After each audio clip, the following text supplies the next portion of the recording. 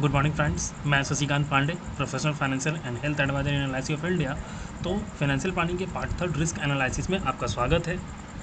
Fact finding में जो मैंने आपसे इन्वेस्टमेंट का डेटा लिया था, तो वो मैं यहाँ आपको बताऊँगा लाइनिंग करके कि आपका कितना परसेंटेज आपने कहाँ कहाँ इन्वेस्ट किया है, कि आपने कितना परसेंट आपने म्यूचुअल फंड में इन्वेस्ट किया है, कितना परसेंट आपने गोल्ड में इन्वेस्ट किया हुआ है, कितना परसेंट आपने प्रॉपर्टी एंड लैंड में इन्वेस्ट किया हुआ है, कितना परसेंट आपने एफडी या आरडी में किया हुआ है, कितना परसेंट आपने पीपीएफ ईपीएफ में किया हुआ है, या कितना परसेंट आपने इंश्योरेंस में किया है। इस तरह का एक प्रॉपर चार्ट बना करके मैं आपको दूंगा कि आपने कहाँ कहाँ कितना कितना परसेंटेज किया है। अगर हेल्दी फाइनेंशियल प्लानिंग की बात करूं तो हेल्दी फाइनेंशियल प्लानिंग में इन्वेस्टमेंट का जो भी पार्ट है आपको उसमें 60 to 70% आपको इंश्योरेंस सेक्टर में इन्वेस्ट करना चाहिए।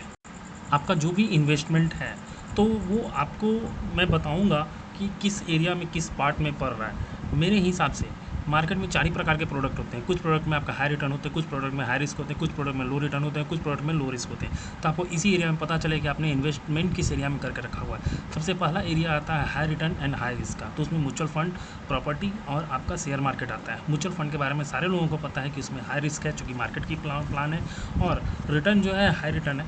क्या सही मायने में हाई रिटर्न है? जी नहीं, संभावना है हाई रिटर्न की।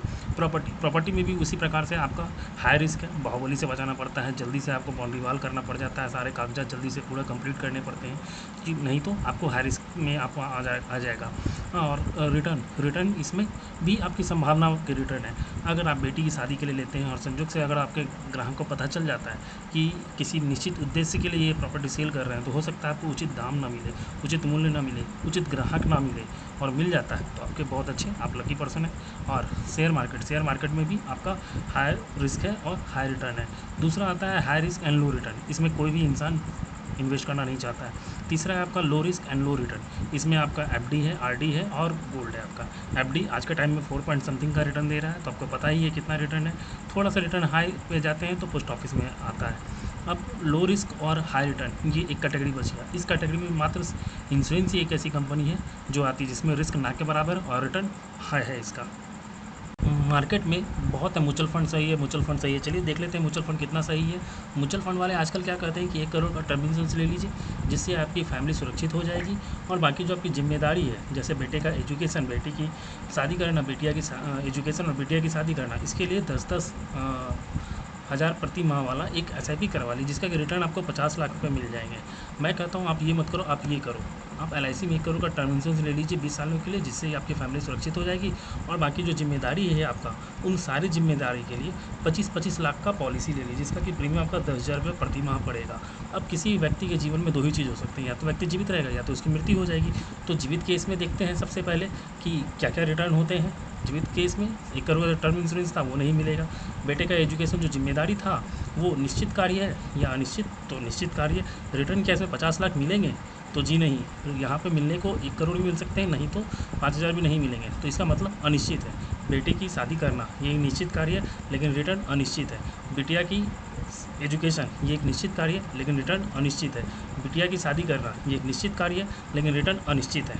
अब हमारी तरफ देख लेते हैं कि अब क्या होता है। हमारी तरफ भी 1 करोड़ का जो टर्म इंश्योरेंस है सर्वाइवल केस में, वो नहीं मिलेगा। बेटे का एजुकेशन जो निश्चित कार्य है उसके लिए निश्चित अमाउंट है, आपको वो मिलेगा। चूँकि 25 लाख की पॉलिसी थी, तो आपको इसमें 20 सालों के बाद आपका 45 से 46 लाख रुपए रिटर्न मिल जाएंगे। इसका मतलब निश्चित कार्य के लिए निश्चित रिटर्न है। उसी तरह बेटे की शादी के लिए आपका ये कार्य निश्चित है, तो उसके रिटर्न भी निश्चित है। अब बिटिया का एजुकेशन वो भी निश्चित कार्य है, तो रिटर्न भी निश्चित है, 45 से 46 लाख मिल जाएंगे। बिटिया की शादी करना वो भी निश्चित कार्य है, तो उसके लिए भी रिटर्न आपको निश्चित है, 45 से 46 लाख मिल जाएंगे। तो इसका मतलब आप चैन से काम कर सकते हैं। अब दूसरा केस देख लेते हैं कि किसी व्यक्ति का अगर मृत्यु हो जाता है तो उस केस में क्या होता है।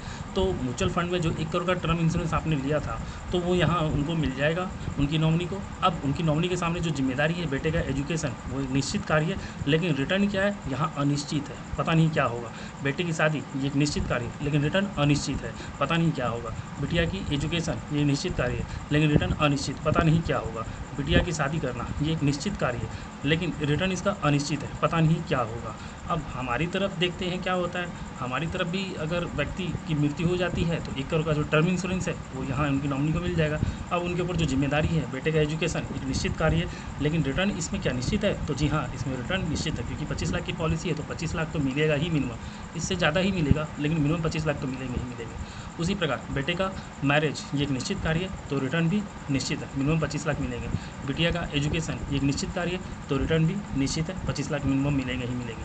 बिटिया की शादी करना ये एक निश्चित कार्य है, तो इस जगह आपको 25 लाख मिनिमम मिलेंगे ही मिलेंगे। इसका मतलब आपका अगर देहांत भी हो जाते हैं तो आपकी फैमिली भी अपने जिम्मेदारी को बखूबी निभा सकती है। अब ये आपको सोचना है कि निश्चित कार्य के लिए अनिश्चित रिटर्न वाला प्लान लेना ज़्यादा बेहतर है या निश्चित कार्य के लिए निश्चित रिटर्न वाला प्लान लेना ज़्यादा बेहतर है, क्योंकि जिम्मेदारी आपकी तो डिसीजन आपका। आपने देखा एडवाइज़र कितना ज़रूरी है। मैं शशिकांत पांडे, मेरा कॉन्टैक्ट नंबर 7990906255 है। वीडियो से रिलेटेड कोई भी सजेशन, रिमार्क्स, फीडबैक है तो आप इन सब सारे जगहों पर दे सकते हैं। आपके फीडबैक का स्वागत है। अगर आपको वीडियो अच्छा लगा तो आप जरूर शेयर करें। नेक्स्ट टॉपिक है नीड एनालिसिस को जरूर देखें। तब तक के लिए धन्यवाद। Have a nice day.